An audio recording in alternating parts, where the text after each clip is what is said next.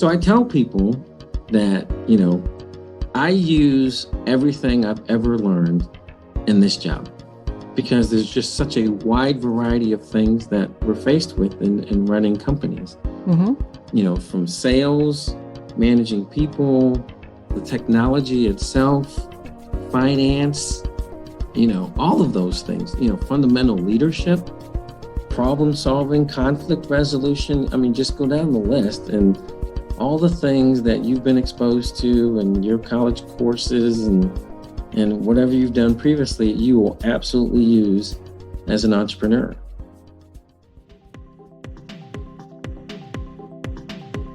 Welcome to the In Factor, conversations about how great entrepreneurs started, stumbled, and succeeded. I'm Rebecca White, and our next guest is Hugh Campbell, the co-founder of AC4S Technologies, a tech support company based in Tampa Bay, Florida. Hugh has launched 5 companies and is a seasoned entrepreneur in the technology space. In today's episode, Hugh and I discuss topics like the importance of surrounding yourself with the right team, learning from failure, and why you should always read contracts before you sign. I hope you enjoy this episode. Hugh, thank you for joining us on In Factor. Absolutely. Thank you so much for having me. Yeah, so as we were just talking about, it's a really busy time of year and especially busy for you. You're the president and you were the co-founder of a company called AC4S Technologies. That's correct. And yeah, I'd like to start, I guess, by getting a little bit of a background on what that company's all about, what you do, for your customers and clients, and how and why you started it. Sure. So AC4S Technologies is the most recent company that we're running. It is a tech support business. We started this company to go back to our roots of doing pure IT things, because in the last company we had, we were doing all kinds of crazy things that was not necessarily IT. So we help businesses, nonprofits, academia with their technology needs. And as you can imagine, right now it's pretty busy because of the pandemic and the fact that everybody's working remotely and all that entails. So we've been very busy. Yeah. How many years have you been doing this particular company? Well, we started the company in an effort to diversify out of the federal sector. So we started the company about 7 years ago. Quite honestly, I hired 2 different leaders to run the business.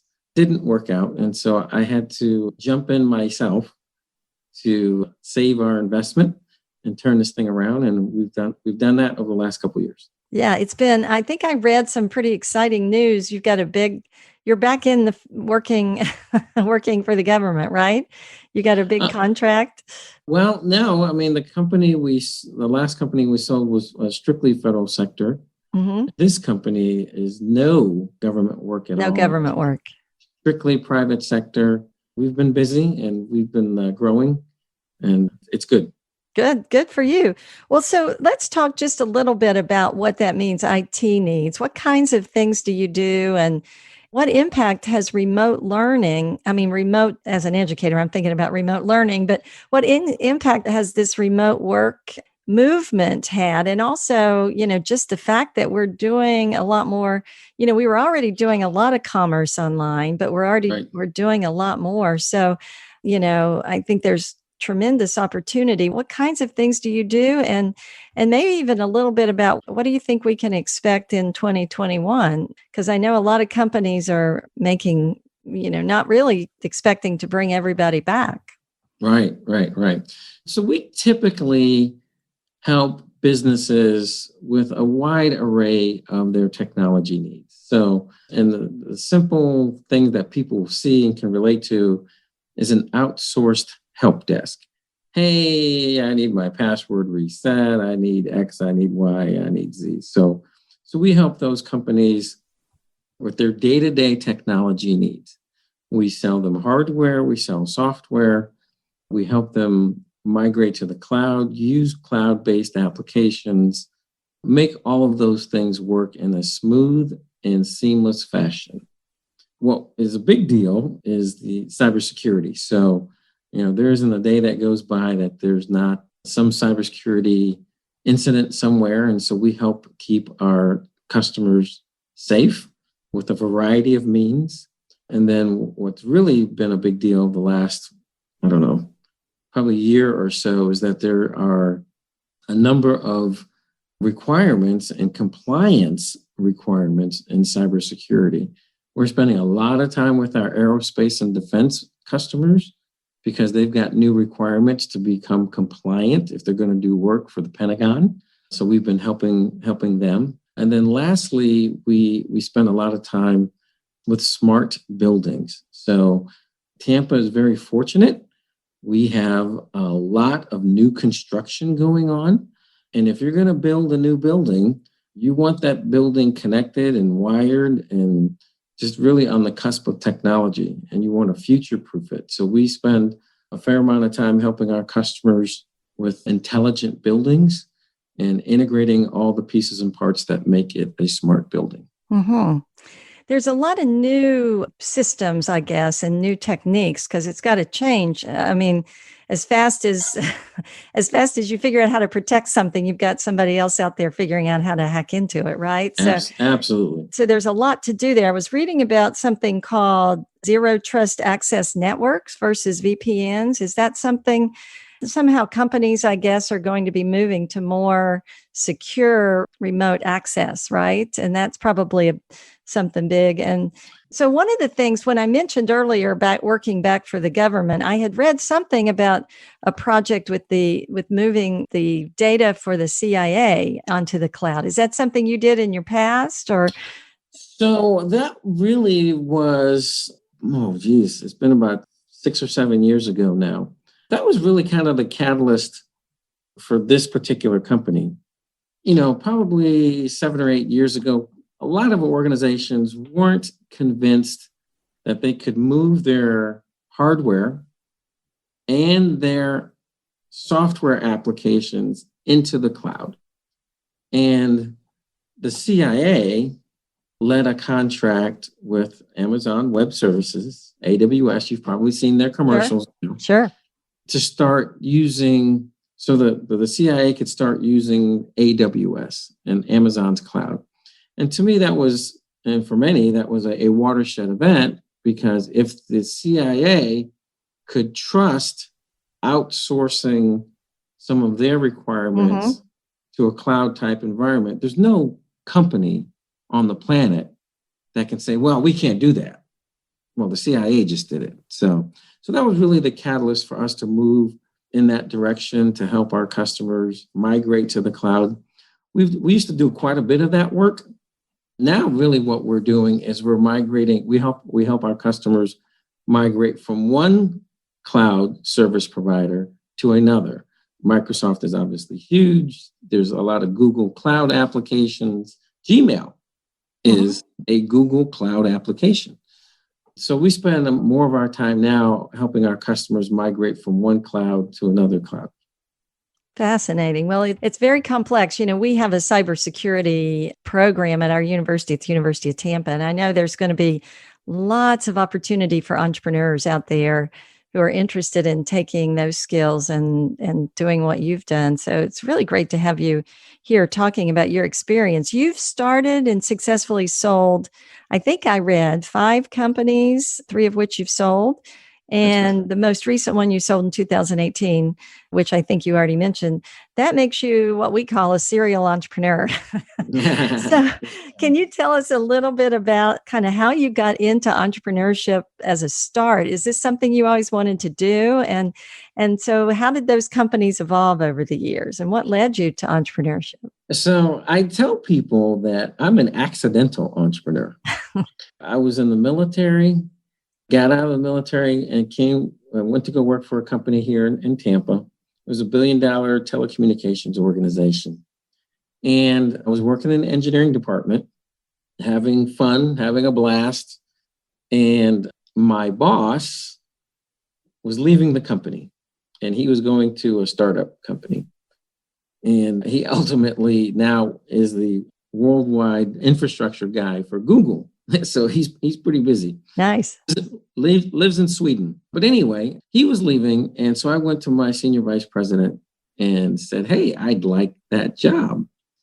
And I was told that I was too young. Mm-hmm. And naturally, I was very disappointed by that.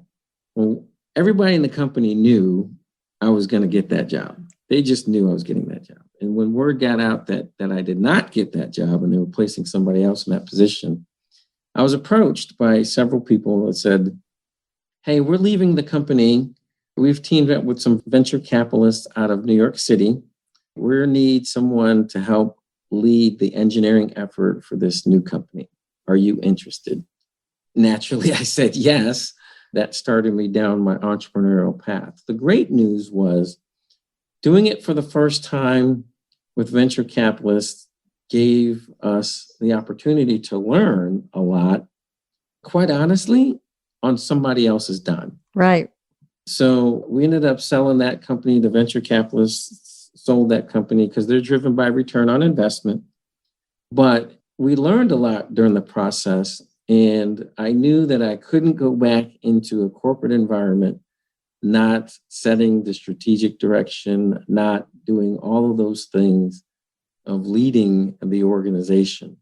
So the last few companies we've done with our own money and started and grown and sold, as we said, 3 of them over time. The last one was the biggest, most complex deal. And so, it's been quite the learning experience. Absolutely. We talk about that all the time with our students, that entrepreneurship's about learning. You just kind of show up every day and you're going to be taught a lot, right? Yeah, that's a great story. So were all of those businesses in this related space of what you're doing now, or have you ventured outside of the tech area? So, yeah, they've all been technology related. My degree is in engineering management, and then my minor is in electrical engineering. So managing technical people and electrical engineering is, the foundation for many things in the tech world. My master's degree is in telecommunications management. So I tell people that, I use everything I've ever learned in this job because there's just such a wide variety of things that we're faced with in running companies. Mm-hmm. From sales, managing people, the technology itself, finance, all of those things, fundamental leadership, problem solving, conflict resolution. I mean, just go down the list and all the things that you've been exposed to in your college courses and whatever you've done previously, you will absolutely use as an entrepreneur. And, I tell people you can run off and do something that you've never done before, but your chances of success, it becomes much more difficult if you're doing things you're not familiar with. If you look at it, some of the most successful entrepreneurs are those people that have gone into corporate, they've learned the business, they've made the contacts, they have the relationships, they understand X, Y, and Z about that particular industry, and then they turn around and they capitalize on it and they monetize their experience, their network, et cetera, et cetera, et cetera. It's pretty rare for somebody to come straight out of school and say, I've got this idea and go off and become Facebook and Amazon and all those other things. That's pretty rare. The folks that generally do the best are the folks that are monetizing and capitalizing on their experience, their network, their relationships, et cetera. Yeah, I love that. And I love hearing you say it. And I'm hoping a lot of my students hear this because this is what we talk about a lot. And I've seen it as well. Students that were good students and they really wanted to be entrepreneurs. They wanted to start a company, but they just didn't have the, experience and the background and the knowledge yet. And they go out and work a few years and they come back and they're able, they come back and they say, I want to start this company. We talk about it as being probably a combination of 3 things: who you are, mm-hmm. what you're passionate about, what you know, and that's what you talked about, and who you know.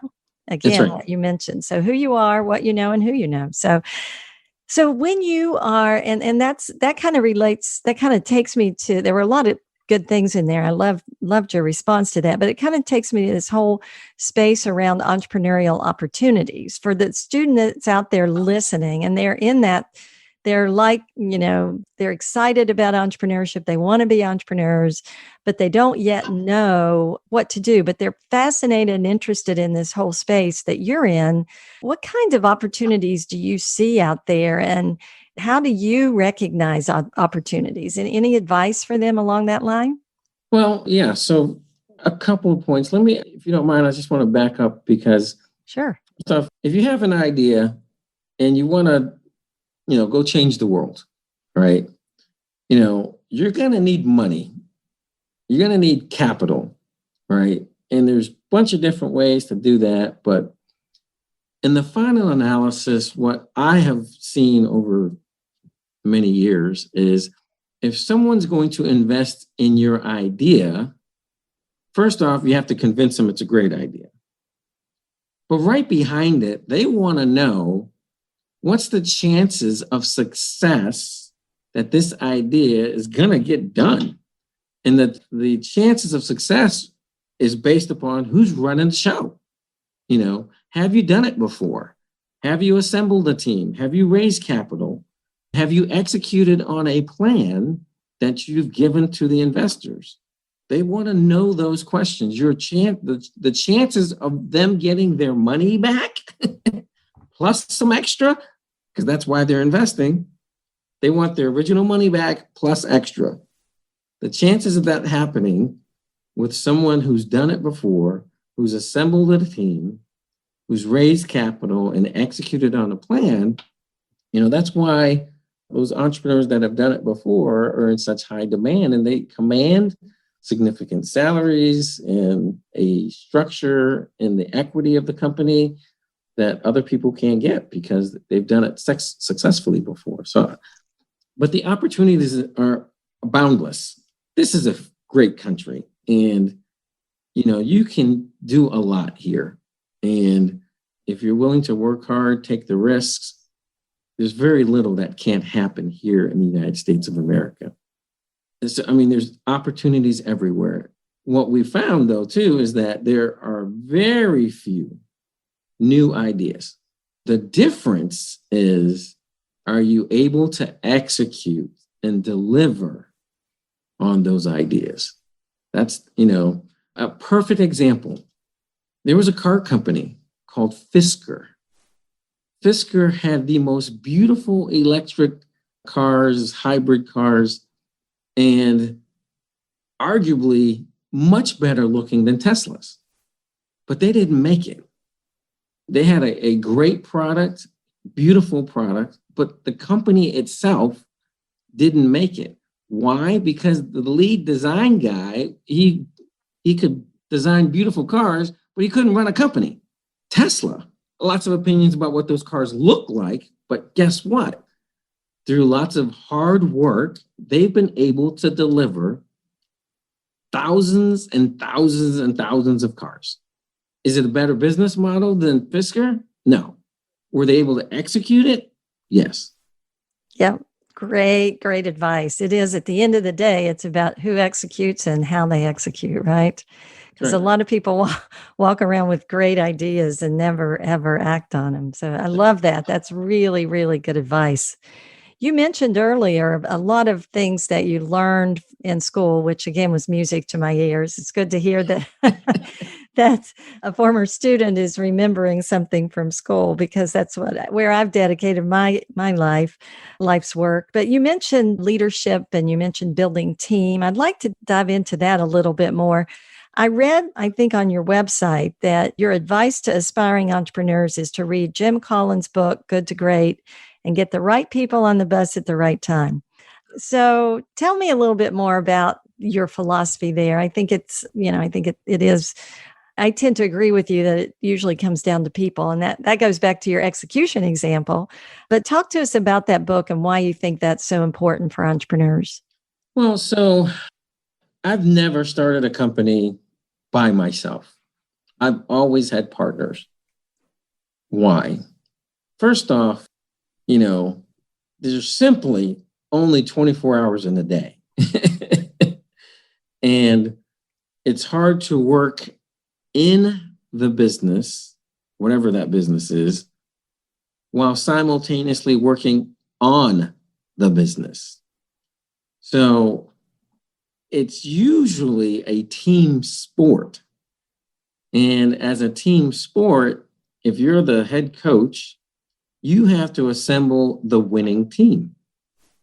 I often use the football as an example because I love football, but there's other examples. But you have a certain amount of money available to you, and you have draft choices. You're going to need somebody in sales. You're going to need somebody in marketing. You're going to need somebody to run the books. You're going to need somebody to do whatever it is that if you're a doctor or a lawyer or whatever, or a technologist, you're going to need people to do and lead the operational aspect of the business. So it's not like you have unlimited money. So you're going to have to make draft choices and assemble the team that's most effective for the amount of money that you got available to you, that's going to deliver on the executing the plan. The Jim Collins book, Good to Great, talks about assembling the right team of people, putting them on the bus, and then at times you're going to have to get people off of the bus because they're not the right people. And it's not personal, but they're just not the right person for the team. I often say, you're going to have to go be successful someplace else. Yep. And then once you've assembled that team, you want to put them in the right seat on the bus. And then that bus can go anywhere that you want it and need it to go.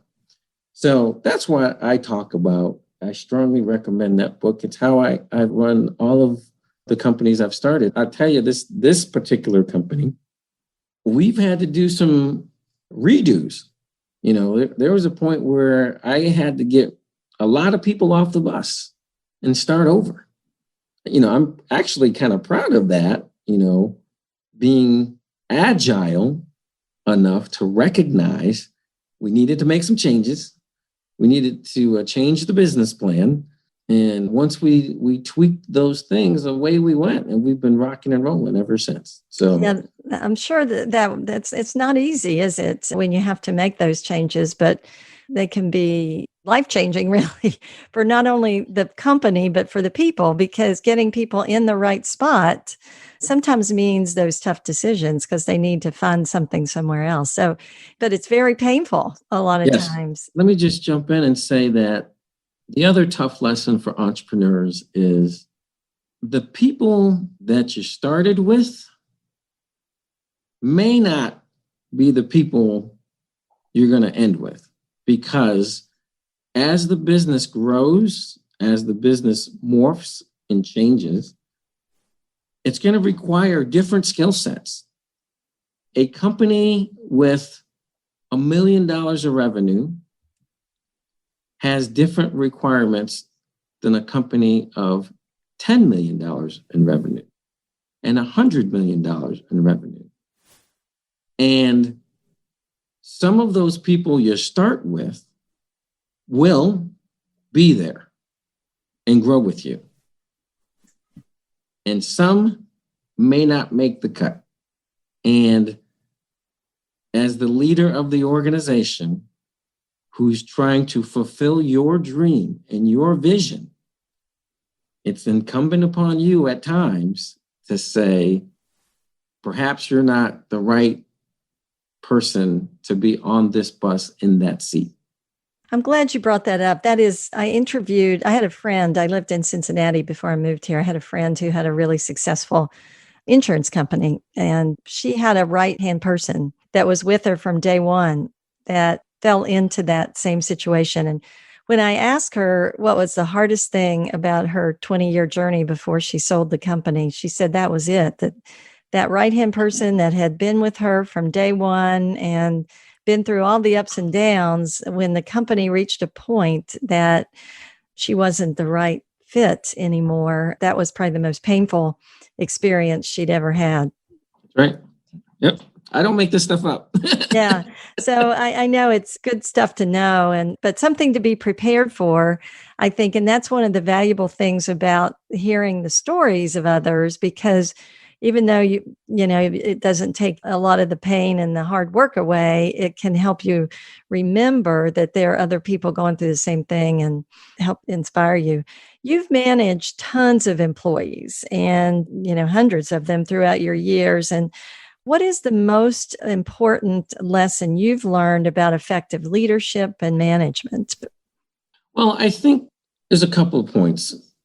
First and foremost, it's incumbent upon the leader to set the goal, the vision, or whatever, so that people can rally behind that. What is it that we're doing? I tell my folks here that, we want to provide world-class tech support. And that's our objective all day, every day, world-class tech support. So I think it's incumbent that the leader sets the vision or the goals.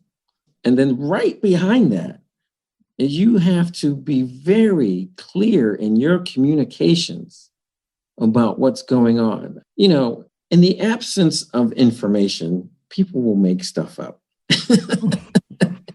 So you might as well have an effective communications plan.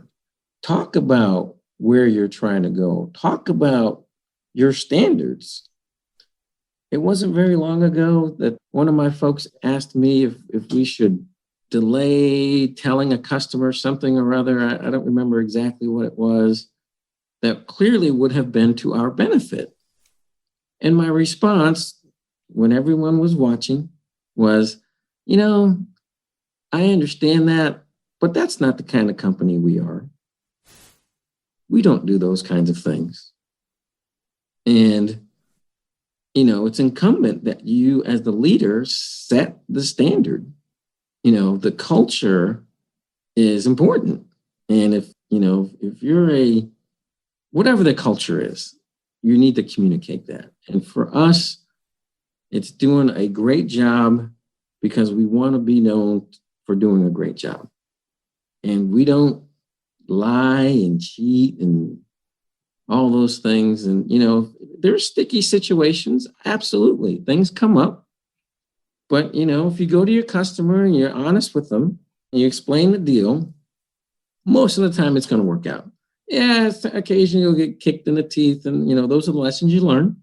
But we just think it's best to just set the tone of what your expectations are, and leaders need to communicate that. Yeah, that's great advice. Somebody once gave me advice that bad news is kind of like a banana; it's only going to get more ripe. So it's better to. That's been a problem, having been on a number of boards for early stage companies, especially those funded by investors. Yep. Keeping news from those people, the bad news especially, is one of the worst things that you can do. And customers are the same. But it's hard. It's really hard sometimes to deal with that and to fess up and face that. But that makes, leaders have to, as you're saying, leaders have to really embody the vision and live that if they want their employees to do the same. And I will tell you that nobody expects everything to be perfect all the time. That's just never going to happen. Yeah. It's just never going to happen. Yeah. Stuff happens, right? Yeah. We get on with it. Get over that. Yeah. So let's talk a little bit about teams. We're talking about people. How important is it? What's your philosophy about building teams, and do your employees work in teams, and is that an important part of what you do? Well, so again, there's nothing more important, I think, than building the right team, and realize that the people you put in place will ultimately have to build their teams as subordinate leaders.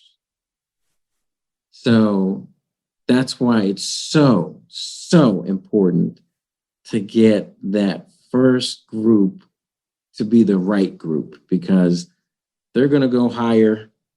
They're going to be the hiring managers. They're going to run their departments. And you got to get that first group right. Again, going back to my football analogy, there is nothing more important as the head coach than building the right team of players. But guess what?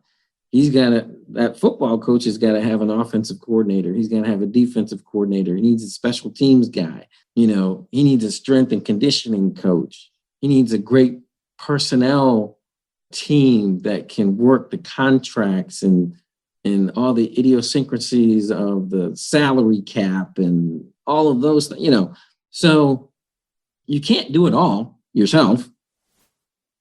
Are you the best person to do sales?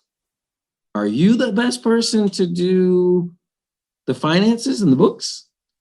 Are you the best person to do, well, keep naming it, right? So you need to have a team of people that can do those things. It's your job to get the right people in place, lead them properly to the promised land. That makes a lot of sense. And it's all about, I love the analogy of getting that first team right, because then if you get that right, then they're going to get the additional teams that they're building right. And it just continues. It's all part of that culture. One of the things we talk about in entrepreneurship classes is failure. And it's really interesting because, I've been concerned at times about the resilience of some of our students and their abilities to deal with failure, because at least in my life, almost everything I've ever done successfully has come with some failures along the way. And so I wonder if you'd talk about that a little bit. Have you had any failures during your entrepreneurial journey that have had an impact on you? And what have you learned from those about failure? Oh, absolutely. So, if you're not failing at some point, then you're not doing anything. That's what my mom always told me. Yeah, it just comes with the territory. As I said, nothing is ever 100% perfect all the time. I actually invested in a startup company that was doing some international work. And the young man had a great plan. But when he first got into some tough patch, he wanted to fold up shop. And I told him, don't give up so easily. It's not going to be a straight path to success. We worked on him and counseled for a little bit, and ultimately he decided to fold the company and came back to the United States and was going to restart the company here. And what he recognized, it was going to take 5 years to get done and replicate what he was able to do in about a year overseas. And it was a tough lesson. It was a tough lesson. I lost my investment. Not everything works out, so it's a risk you take, but it was just an example of, stay the course. It's not going to be a straight line to success. Even in this company, when we had to do a restart, I had a reminder that I wrote down on a little sticky pad. Don't give up. Don't give up. We needed to give up on what we were doing at that particular moment, and the people that were executing on it or failing to execute, quite honestly. But we knew we had the right concepts, the right ideas. We just needed to tweak it, make adjustments, get the right people, and we haven't looked back. And it was hard. It was hard cleaning house, but we did it. We're all the better for it. And don't be afraid of it. Some people out in Silicon Valley will tell you to fail fast so that you don't waste precious resources of time and money. I think that is true. Get beyond what's not working to the thing that works. And if you want to call that failure, okay, you can call it failure. I call it tweaking, adjusting, whatever. We didn't have the right business plan when we started this company. We changed it. That's how it works. We didn't have the right people running this company and executing on it, so we changed it. Yeah, that's great advice. Very good advice. And I think it's a mistake for entrepreneurs to avoid failing early on because, like you said, those failing earlier means you're figuring out what's not working. I think it was Thomas Right. Edison, right, with his light bulb. So same philosophy there. Exactly. So you mentioned how important school was to you, but I don't think you studied entrepreneurship during those years, probably a lot of business. If you were a student now and, before you got started, what do you wish you'd known about entrepreneurship before you started your first company? Oh, geez. I will tell you, one of the things that's been an eye-opening experience is government regulations. Mm. There's a lot of rules that tell you how to run your business, and it's like, well, you'll have somebody walk in your office and say, well, we can't do that. It's like, why? Well, because of this, because of that. Because it's like, well, it's my company. So I think that's probably been the biggest surprise. There's all kinds of labor laws, and you're trying to do a good thing and do 401ks and health benefits, and there's so many rules, and well, you can't do that, and you can't do this, you got to do it this. That's probably been the biggest surprise in the whole process. But it comes with the territory, and you just got to learn to get the right people to work it. You give them the guidance, hey, here's what I'm trying to get done, this is my concept, how do we get it done within the confines of X, Y, and Z? So I think that's probably one of the biggest things. The other thing that I kind of didn't appreciate is how much you have to read.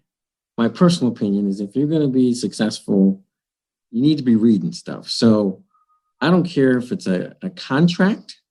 Perfect story. The last company we had, we landed this contract with a $1 billion organization very early on. And they sent us a contract, which later turned into an 8-year deal. Millions and millions of dollars we made. So I'm reading through the contract, and it was horrible. It's like, it was written such that the big company wins in every turn, and it sucks to be me. And I got to a couple of paragraphs that I just could not stomach. So after a day or so, I just picked up the phone and called the lady out in California. And I said, I understand about this, but there's a couple of things that I just would like to talk to you about. And I said, here's a paragraph that I really struggle with. And she said to me, you guys are going to do okay. And I was like, what do you mean? Well, you guys, are actually reading the contract. Most people, small companies in particular, just sign it and send it right back. We'll take that paragraph out. We're just trying to figure out who's reading the contracts. Wow. What a lesson in that. I was like, wow. And I said, okay, there's one more. She said, we'll take that one out too. Shocking. I could not believe she told me that story. Told me that. That's such great advice. What's that old saying? The devil's in the details, right? Yeah.